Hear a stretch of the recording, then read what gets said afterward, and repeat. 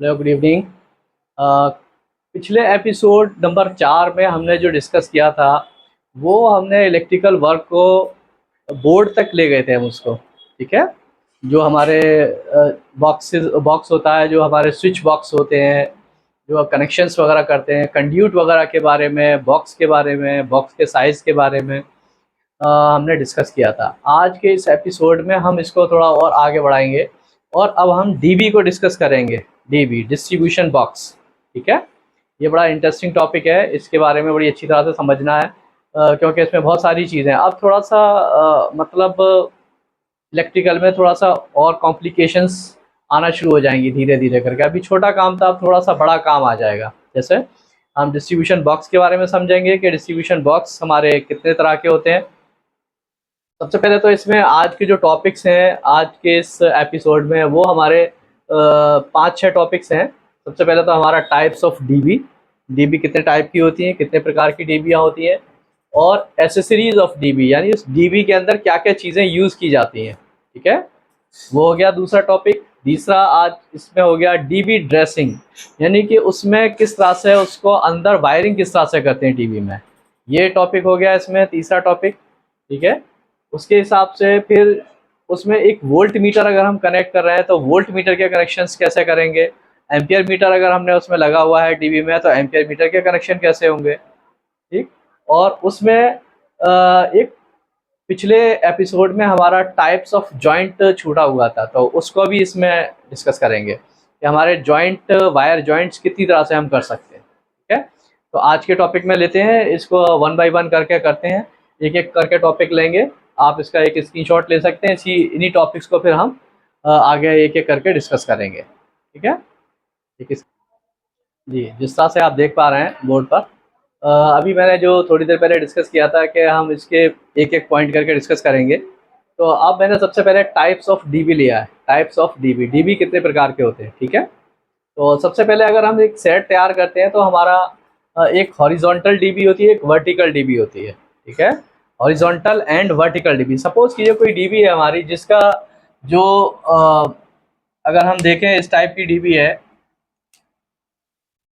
जिसमें ये side height कम है और ये इस टाइप की डीबी है।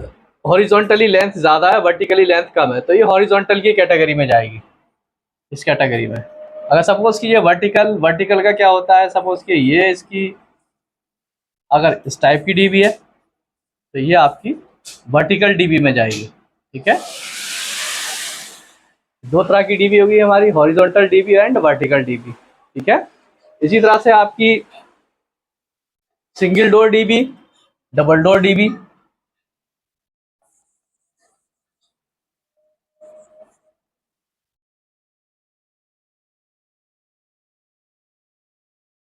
Single door dB and double door dB. Single door dB वो होती हैं जिसमें जैसे ही हम उसका डोर खोलेंगे तो हमारे अंदर की जो भी वायरिंग है वो सारी नज़र आना शुरू हो जाएगी, और उसके जो ऊपर का डोर होता है वो ऊपर स्क्रू से टाइट किया हुआ होता है। ठीक है।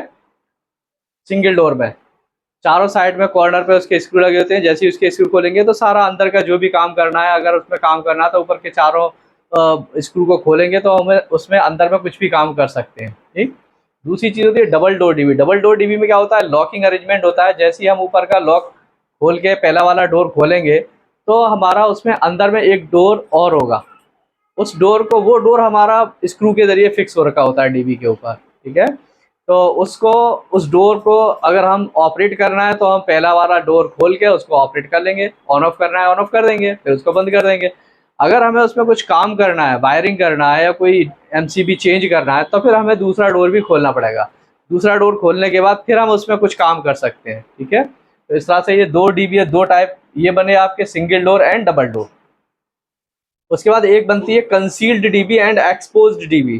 कंसील्ड का मतलब दीवार में जो हम कटिंग करके डीबी की जो बॉडी होती है उसको अंदर मर्ज कर देते हैं, दीवार के अंदर फिक्स कर देते हैं। दीवार में वो अंदर चली जाती है, सिर्फ ऊपर में कवर बाहर नज़र आता है। इस तरह से जो कवर बाहर का है वो नज़र आएगा, अंदर पीछे का उसका जितना भी मोटाई है उसकी डीबी की, वो दीवार के अंदर चली जाएगी। तो ये हमें सिर्फ एक कवर नज़र आएगा ऊपर से। तो ये हमारी कंसील्ड डीबी कहलाती है, ठीक है, कंसील्ड। उसके बाद हमारी एक्सपोज्ड डीबी। एक्सपोज का मतलब जो भी उसकी पीछे की बॉडी है, जितनी उसकी मोटाई है, वो हमारी पूरी की पूरी सरफेस माउंट हो गई एक तरह से, ये यानी ऊपर से माउंट की हुई, वो अंदर में कटिंग करके अंदर अंदर नहीं उसको किया जाता है, दीवार के अंदर ऊपर से ही माउंट किया जाता है, ठीक है। तो इसलिए सरफेस माउंट ये हो गई, ये आपकी अंदर में कटिंग करके जो लगाते हैं वो कंसील्ड डीबी हो गई। इस तरह से ये हमारी कोई भी डीबी अगर हम खरीदने जाएंगे तो हमें ये सारी चीज़ें उसको बतानी पड़ेंगी कि ये किस टाइप, कौन सी डीबी चाहिए आपको। उसके बाद फिर आगे हमारा आता है एसपीएन डीबी। एसपीएन का मतलब single phase neutral, single phase neutral dB, यानी जिसमें सिंगल फेस की सप्लाई आ रही है वो हमारी एसपीएन डीबी कहलाती है। जिसमें हमारा फेस एंड न्यूट्रल दो चीज़ें आ रही हैं, फेस न्यूट्रल और अर्थ आ रहा है, वो हमारी एसपीएन डीबी कहलाती है, ठीक। इसी तरह से हमारी ये जो डीबी होती हैं एसपीएन डीबी, ये इनके फिर वेज भी होते हैं, 1 2 वे, 4 वे, 6 वे, 8 वे, 10 वे, इस तरह से ये हमारी डीबी मिलती हैं 2 वे में, 2 वे, 4 वे, 6 वे, 10 वे, इस तरह से 8 वे, 10 वे, 8 वे, 10 वे, इस तरह से 12 वे, इस तरह से हमारी डीबी मिलेंगी, ठीक है। वे का मतलब होता है एसपीएन डीबी में, वे का मतलब होता है कि आप उसमें जितने वे हैं उतनी सिंगल पोल की एमसीबी लगा सकते हैं, उसमें इतना स्पेस होगा, इसमें इतना स्पेस होगा जिसमें हम सिंगल पोल की उतनी डीबियाँ लगा, उतनी एमसीबी लगा सकते हैं जितनी उसमें वे है। तो वे एक वे जो शो, दो वे जो शो करता है मतलब 2 एमसीबी लगा सकते हैं सिंगल पोल की, 4 वे मतलब 4 एमसीबी लगा सकते हैं सिंगल पोल की, 12 वे मतलब 12 एमसीबी सिंगल पोल की उसमें लगा सकते हैं। ये उसके स्पेस को डिनोट करता है कि इसमें कितना स्पेस है, कितना साइज है उसका, इस तरह से वे को शो किया जाता है। इसी तरह से आपका अब टीपीएन डीबी हो गई। टीपीएन डीबी का मतलब 3 फेज विद न्यूट्रल, यानी इस डीबी में 3 फेज सप्लाई आएगी। तो अब सपोज कीजिए आप इस किसको 3 फेज की सप्लाई देना चाह रहे हैं डीबी को, और आगे फिर इसका यूज़ करना चाह रहे हैं 3 फेज का, तो फिर वो डीबी बड़ी होगी, इससे फिर आगे एसपीएन डीबी चार्ज की जाती है। तो टीपीएन डीबी जो होती है 3 फेज विद न्यूट्रल, इसका पूरा नाम हो गया। और ये भी, इसमें भी वे होते हैं, ये भी आपका सपोज कीजिए, मान लीजिए अगर ये 4 वे की है, 4 वे या 6 वे या 8 वे, ठीक है। तो इस तरह से इनमें जो भी वे है, तो उन वे का मतलब ये है कि अब इसमें वे का मतलब ये होता है कि हम 4 वे की अगर टीपीएन डीबी है तो हम उसमें 4 टीपीएन लगा सकते हैं, या 6 वे की डीबी है तो उसमें 6 टीपीएन लगा सकते हैं, यानी 4 पोल की 6 एमसीबी लगा सकते हैं। अगर सपोज कीजिए हम, हमारा अंदर की जो रिक्वायरमेंट है वो इस तरह की है कि हमने एक टीपीएन लगाना है, बाकी एमसीबी लगानी है, तो उसी तरह से डिस्ट्रीब्यूट कर लेंगे। सपोज कि एक हमने टीपीएन ले लिया और जो 3 वे बचे, 3 वे का 3 चौक 12, तो 12 सिंगल पोल की एमसीबी लगा दी, तो इस तरह से हम उसका डिस्ट्रीब्यूशन कर सकते हैं। अगर डीपी लगानी है, 2 पोल की एमसीबी लगानी है, तो 2 पोल की एमसीबी इसी तरह से कैलकुलेट कर लेंगे। यानी कि टीपीएन डीबी में वे का मतलब टीपीएन से है, यानी कि एक 2 वे मतलब 2 टीपीएन, 4 वे 4 टीपीएन, 6 वे 6 टीपीएन, इस तरह से इसका मतलब होता है, ठीक है। उसके बाद हमारा आता है MCCB TPN dB. MCCB TPN dB का मतलब ये हो गया कि जो हमारी डीबी है वो थोड़ा उसका साइज और बड़ा हो गया, उसका साइज थोड़ा और बड़ा हो गया। सपोज कीजिए हम उससे बड़ी डीबी हम किसी लोकेशन पे लगा रहे हैं, उससे फिर छोटी डीबियाँ चार्ज कर रहे हैं, तो इस तरह से हमारी ये थोड़ी बड़ी डीबी होती है। सपोज की जिसमें एम्पियर की रेटिंग्स 100 के आसपास जा रही है, 100 से ऊपर जा रही है, तो उस जगह पे हम फिर ये एमसीसीबी टीपीएन डीबी यूज़ करते हैं, क्योंकि हमारे जो टीपीएन आते हैं वो 63 एम्पियर तक आते हैं, मोस्टली 63 एम्पियर के टीपीएन आते हैं, तो उससे ज़्यादा हम लोड नहीं डाल सकते, उसमें से कम लोड डालेंगे। जो टीपीएन एमसीसीबी टीपीएन डीबी है तो इसमें 70 एम्पियर्स, 80 एम्पियर्स, 90 100 एम्पियर्स, इस टाइप के इसमें लोड डाल सकते हैं, ठीक है, एम्पियर का लोड। इसमें इसमें जो इनकमर जो होगा, इनकमिंग के लिए हमारी एमसीसीबी लगी होगी। तो एमसीसीबी की जैसे रेटिंग होगी, सपोज की 125 एम्पियर की एमसीसीबी है तो उसमें 125 की है, तो 100 एम्पियर तक का लोड उसको आराम से दे सकते हैं। तो इस तरह से हमारा, या 100 एम्पियर की एमसीसीबी है तो 70-80 एम्पियर्स का लोड आराम से दे सकते हैं उसको। तो इस तरह से हमारी ये तीसरी टाइप की डीबी होगी, एमसीसीबी टीपीएन डीबी। उसके बाद ये चौथी है कंस्ट्रक्शन डीबी। तो कंस्ट्रक्शन डीबी का मतलब ये, जो हमारा जब कंस्ट्रक्शन का काम चल रहा होता है कोई भी बिल्डिंग में, तो उस वक्त हमारे जो मेन जब बाद में जो डीबी या एमसीबी जो डीबी या पैनल्स वगैरह लगते हैं, फाइनल जब ऑपरेशनल पॉइंट ऑफ व्यू से जो पैनल्स लगते हैं या जो डीबियाँ लगती हैं, उनका इस्तेमाल नहीं होता, क्योंकि उस टाइम तो रॉ होता है सारा कुछ, और उसमें वहाँ पे सप्लाई भी टेम्पररी सप्लाई होती है। तो उस वक्त हमें काम चलाने के लिए, जिससे कि कोई एक्सीडेंट ना हो या हमारा सिस्टम सही से काम करे, ऐसी मतलब वायरिंग बिखरी हुई ना हो, तो उस जगह पे फिर हम क्या करते हैं, कंस्ट्रक्शन डीबी आती है हमारी।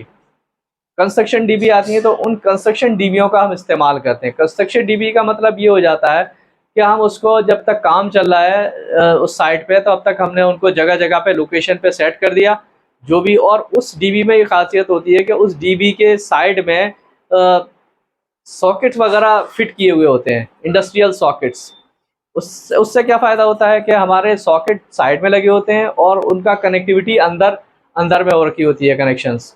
जब वो जो सॉकेट लगे होते हैं, कोई भी बंदे ने उस जगह पे, किसी भी ट्रेड के बंदे ने वहाँ पे आके उस लोकेशन पे आके काम करना है, तो उस लोकेशन पे आके वो हमारा अपना टॉप मशीन लेकर आएगा। मशीन में 3 पिन या 5 पिन जो भी टॉप लगा हुआ है, इंडस्ट्रियल टॉप, वो मशीन का उसमें सॉकेट में लगाएगा, उसको सप्लाई मिल जाएगी। वो भी जो एक टीम होती है वो देखती है सारी चीज़ें कि इसकी मशीन में टॉप लगा है या नहीं लगा, उस point safety point of view से। तो उस टॉप को उसमें कनेक्टिविटी मिल जाती है उसको, वो मशीन से अपना उस लोकेशन पे काम करता है। काम करने के बाद फिर उसको अपना काम ख़त्म होते ही उसको डिस्कनेक्ट करेगा और ले जाएगा। मतलब उसको अंदर में डीबी को डिस्टर्ब करने की ज़रूरत पेश नहीं आती, या बार-बार किसी को जाके उसको परेशान करने की, अपने आप को वहीं पे एक बंदा खड़ा करने की ज़रूरत नहीं पड़ती, क्योंकि वहाँ तो सारे लोग अलग-अलग ट्रेड्स के लोग हैं। कोई इलेक्ट्रिकल का काम कर रहा है, कोई प्लम्बिंग का काम कर रहा है, कोई फर्नीचर कारपेंटर का है काम कर रहा है, कोई कुछ भी काम कर रहा है, तो उसको अलग-अलग लोगों को सप्लाई की ज़रूरत होती है। उस तरह से वहाँ पे लोग आते हैं और अपना टॉप उसमें लगाया, मशीन चलाई, अपना काम किया, उसके बाद काम खत्म हुआ, टॉप निकाला बाहर से और चल दिए। यानी उसमें जो एमसीबी के कनेक्शन, अंदर जो कनेक्शंस हो रखे होते हैं और जो उसमें एसेसरीज वगैरह लगी होती हैं एमसीबी वगैरह, उसमें उसको बार-बार छेड़-छाड़ करने की ज़रूरत नहीं होती, वरना तो वो तो चंद रोज़ में ख़राब हो जाएगा, ये मसला होता है। तो इसलिए वहाँ पे कंस्ट्रक्शन डीबी स्पेशली यूज़ की जाती है। उसका काम खत्म होने के बाद इन डीबी को हटा दिया जाता है, फिर हमारी जो मेन डीबी होती है उनका फिर काम शुरू हो जाता है। ठीक है? तो इस तरह से हमारे इस अभी मैंने जो डिस्कस किया, टाइप्स ऑफ डीबी को डिस्कस किया है इसमें। ठीक, टाइप्स ऑफ डीबी में मैं समझता हूँ समझ में आया होगा आपके। Horizontal dB, vertical dB, single door dB, double door dB, conceal dB, expose dB, ESPN dB, TPN dB, MCCB TPN dB और कंस्ट्रक्शन डीबी। ठीक है, इसके बाद अब हम इसमें इसकी दूसरा टॉपिक अभी हम लेंगे, एसेसरीज ऑफ डीबी, यानी डीबी के अंदर कौन कौन सी चीज़ें लगती हैं, एमसीबी कितने टाइप की होती हैं, और जो भी उसमें चीज़ें लगती हैं, जो भी आइटम्स उसमें लगते हैं, उसको डिस्कस करेंगे। तो अभी आप ले सकते हैं इसका एक पिक्चर ले सकते हैं, इसकी स्क्रीनशॉट ले सकते हैं, उसके बाद फिर इसको डिस्कस करते हैं अगले टॉपिक को। जी, जिस तरह से आप देख पा रहे हैं, जैसे जो पहला पॉइंट था हमारा टाइप्स ऑफ डीबी, दूसरा पॉइंट था एसेसरीज ऑफ डीबी, यानी कि उसमें क्या क्या चीज़ें यूज़ की जाती हैं। ठीक है, एसेसरीज ऑफ डीबी। तो सबसे पहले तो हम मेन चीज़ों को लेते हैं, उसके बाद छोटी छोटी चीज़ों को भी लेंगे। तो मेन चीज़ें हमारी देखिए, SP MCB, single pole MCB, single pole MCB, single pole MCB मैंने लिख दिया। DP, double pole MCB. ठीक है, टीपी, 3 पोल एमसीबी। उसके बाद टीपीएन, 4 पोल एमसीबी। ठीक, उसके बाद एमसीसीबी, इसकी फुल फॉर्म हो जाती है मोल्डेड केस सर्किट ब्रेकर।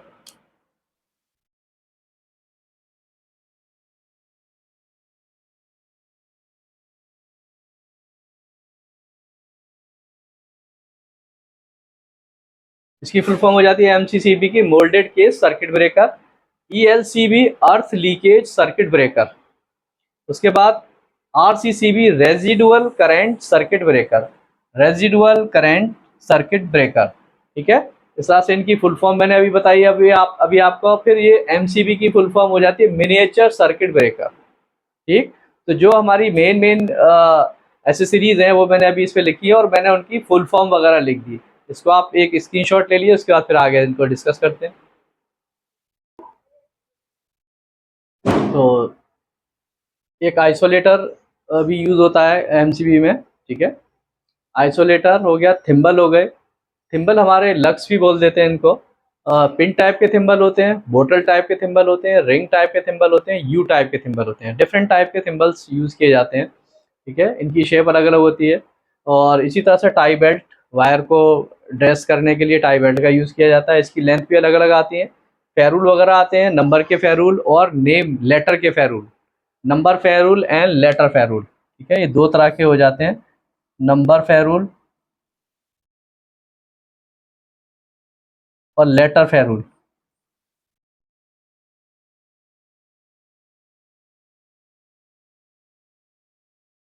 इसमें ए टू जेड, यहाँ से ए से लेके जेड तक के लेटर्स आ जाते हैं, और इसमें नंबर 0 to 9 के नंबर्स आ जाते हैं, ठीक है। तो इस तरह से आपका ये फेरूल्स हो गए। इनको इसलिए डालते हैं कि हमारा वायर की सप्लाई कहाँ से कहाँ जा रही है। अगर नंबरिंग हम नहीं करेंगे तो उसमें थोड़ा सा वायरिंग को देखने में कि कौन सा वायर कहाँ जा रहा है, कभी कोई प्रॉब्लम आती है तो उस टाइम पे काफ़ी दिक्कत आती है। तो इसको अगर प्रॉपर सिस्टमेटिकली हम काम करते हैं तो उसमें हमें बहुत आसानी हो जाती है।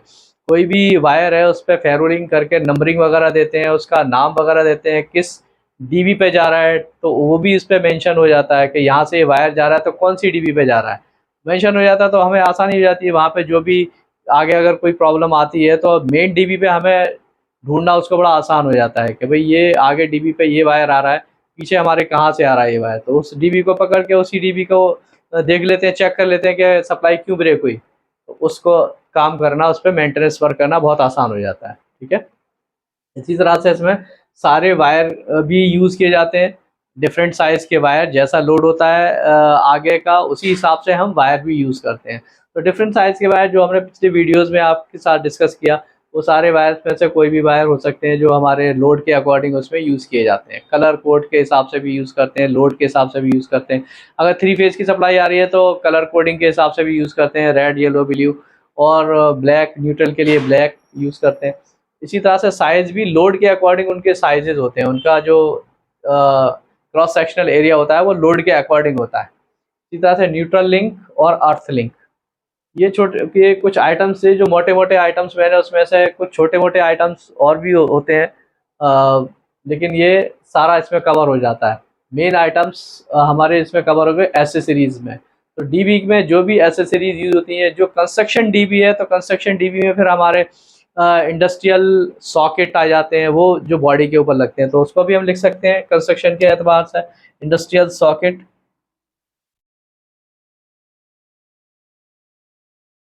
इंडस्ट्रियल सॉकेट्स, सिंगल फेस और थ्री फेस, सिंगल फेस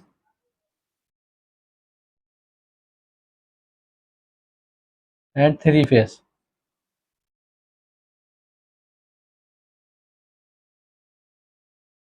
तो ये इंडस्ट्रियल सॉकेट जो कंस्ट्रक्शन डीबी में यूज़ होते हैं, बॉडी के ऊपर जब जिनको फिक्स कर दिया जाता है, तो वो इंडस्ट्रियल सॉकेट्स भी इसमें आ जाते हैं, ठीक है।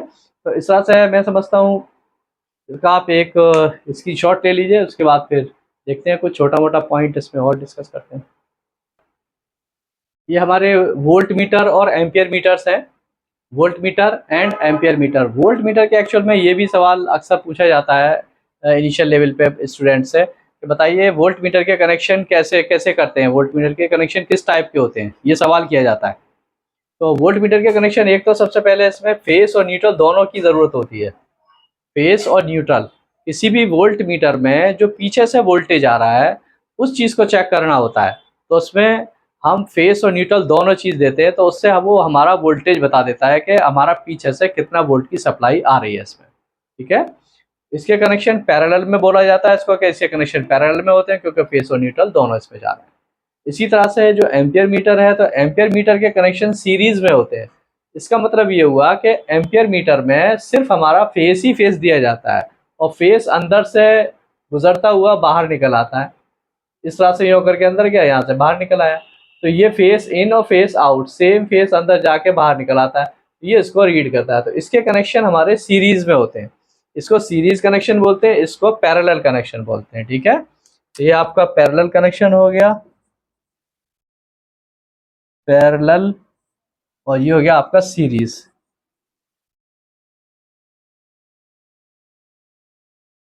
ठीक है,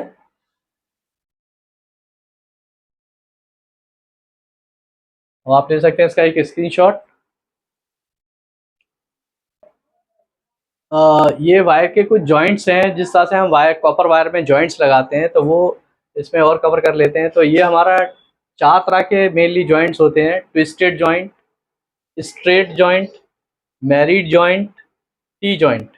ठीक है, 4 तरह के जॉइंट्स होते हैं। इनको हम वीडियो बनाएंगे तो उसमें प्रैक्टिकली दिखाएंगे कि किस तरह से इनको बनाया जाता है, किस तरह से किया जाता है। ठीक है, वो प्रैक्टिकली पॉसिबल है, ऐसे समझाना पॉसिबल नहीं है। जिस वायर को किस तरह से ट्विस्ट करते हैं, किस तरह से उसको जॉइंट मारते हैं। ठीक है, तो उसको वीडियो में दिखाएंगे, जब प्रैक्टिकल वाली वीडियो लगाएंगे इसके साथ में, आगे उस पर डिस्कस करेंगे, तब इसको शो करेंगे उसमें। ठीक है, फिलहाल आप इसका एक स्क्रीनशॉट ले लिए। आपका एक थियोरेटिकली आपको मिल जाएगा कि इतने तरह के जॉइंट्स होते हैं, जिससे आप उस पर फोकस कर पाएंगे आगे कि जी इनको किस तरह से जॉइंट को लगाते हैं। ठीक है, इसका स्क्रीनशॉट ले लीजिए। आज के एपिसोड में इतना ही, मिलते हैं अगले एपिसोड में। ठीक है, टेक केयर, तब तक के लिए गुड नाइट।